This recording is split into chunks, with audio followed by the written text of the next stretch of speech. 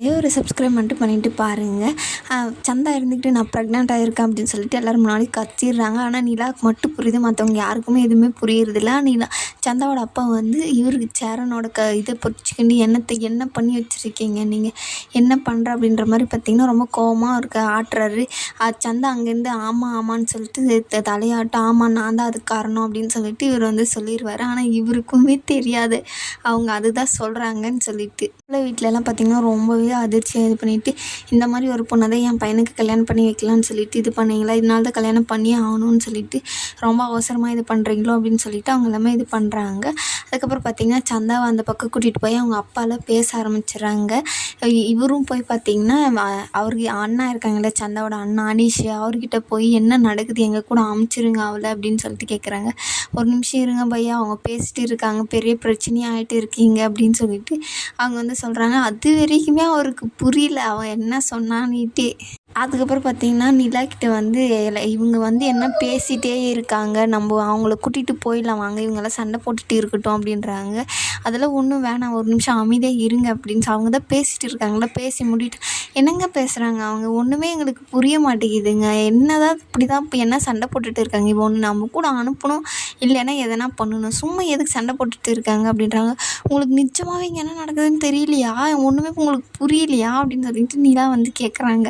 ஆமாங்க எங்களுக்கு ஹிந்தி தெரியாதுங்க அப்படின்னு சொல்லிட்டு, ஐயோ நிலா அவங்க வந்து ப்ரெக்னென்ட்டாக இருக்காங்க அப்படின்னு சொல்லிட்டு சொல்லுவாங்க. ஐயோ நிலா என்ன நீ சொல்லவே இல்லை, எல்லோரும் முன்னாடி சொல்கிற, நீ அங்கே போய் சொல்லியிருந்துருக்கலாம்ல அப்படின்றாங்க. ஐயோ சோழன் நான் இல்லைங்க, அவங்க சந்தா ப்ரெக்னென்ட்டாக இருக்காங்களாம் அப்படின்றாங்க. என்னங்க சொல்கிறீங்க, எனக்கு ஒரே மயக்கமாக வருது, என்னடா சொல்கிறாங்க இவங்க, இப்படியெல்லாம் நடந்திருக்கா, பாவமாக வச்சு நினச்சேன் மூஞ்சி, அண்ணன் இதை நம்மக்கிட்ட ஏன் சொல்லவே இல்லை, நம்மளுக்கு தெரிய வேணாம்னு நினச்சிருப்பாங்க, அதனால தான் போகலான்னு சொல்லிட்டு நம்மளை இது பண்ணிருச்சாங்க, சொல்லியிருந்துருக்கலாம்ல நம்மக்கிட்ட, அது ஏதோ சொல்லாமல் விட்டுருக்கு அப்படின்றாங்க. ஐயோ நீ வேறு அமைதியாக இருடா, ஏன்டா அவங்க நிலா வேறு இருக்காங்க, ஏன்டா அவ சொல்லி தான் நம்மளுக்கே தெரியுது அவங்க ப்ரெக்னென்ட் ஆகிருக்காங்க, அதனால தான் அண்ணன் போய் அவங்கக்கிட்ட இது பண்ணிகிட்டு இருக்கா, அதனால தான் அண்ணன் இப்போ கூட்டிகிட்டு போய் ஆகணும்னு சொல்லிட்டு அப்படி பேசிகிட்டு இருந்திருக்கு அப்படின்றாங்க. அதுக்கப்புறம் அவரும் பேசிட்டு வருவார். நீங்கள் கொஞ்சம் இங்கேவே இருங்க பையா, நான் போய் அவங்கக்கிட்ட பேசுகிறேன் அப்படின்னு சொல்லிட்டு இது பண்ணுவாங்க. அப்போ சோழன் என்கிட்ட கேட்பாங்க, என்னென்ன சொல்கிறாங்க, அது உண்மைதானா அப்படின்னு. ஆமாடா அது உண்மைதான் அப்படின்னு அவரும் தெரியாமல் சொல்லிடுவார். அவர் சோழன் பார்த்திங்கன்னா அப்படியே மயக்காடுற மாதிரி நடிப்பார். என்னென்ன குழந்த மாதிரி மூஞ்சி வச்சுட்டு இருந்தால் இப்படியெல்லாம் நடந்திருக்கே அப்படின்னு சொல்லிட்டு. அதுக்கப்புறம் பார்த்திங்கன்னா கல்யாணம் மாப்பிள்ளை அவங்க வீட்டுக்குள்ள வந்து போய் பேசுகிறாங்க, எங்களை மன்னிச்சிருங்க அப்படின்னு சொல்லிட்டு, இப்படி ஒரு பொண்ணால் நாங்கள் கல்யாணம் பண்ணிக்க முடியாது அப்படின்னு சொல்லிட்டு இங்கேருந்து அவங்க கிளம்பிடுறாங்க. அப்போது கிளம்பும்போது பார்த்திங்கன்னா சோழன் வந்து என்னடா முறைக்கிற அப்படின்னு சொன்னிட்டு சரண் அடிச்சுட்டு போயிடுறாங்க. இவன் என்ன நான் ரொம்ப ஓவராக பண்ணுறேன், இவனை அடித்து இப்போ என்ன பண்ண போகிறோம் பாரு அப்படின்னு சொல்லிட்டு சொல்கிறாங்க.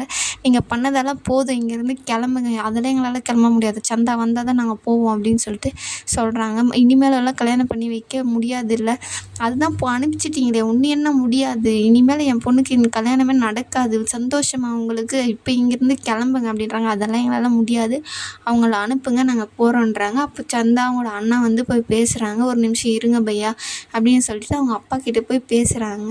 அவரும் வந்து சொல்கிறாரு, நீங்கள் நாளைக்கா வீட்டுக்கு வாங்க அப்படின்னு. நீ எதுக்கு வீட்டுக்கு வரணும், இப்போ தான் அவங்களுக்கு கல்யாணம் நடக்கிறதுலன்னு முடிவாயிருச்சு, இந்த மனமடியிலே வச்சு சந்தாக்கும் அண்ணனுக்கும் கல்யாணம் பண்ணி வைங்க அப்படின்னு சொல்லிட்டு சொல்கிறாங்க.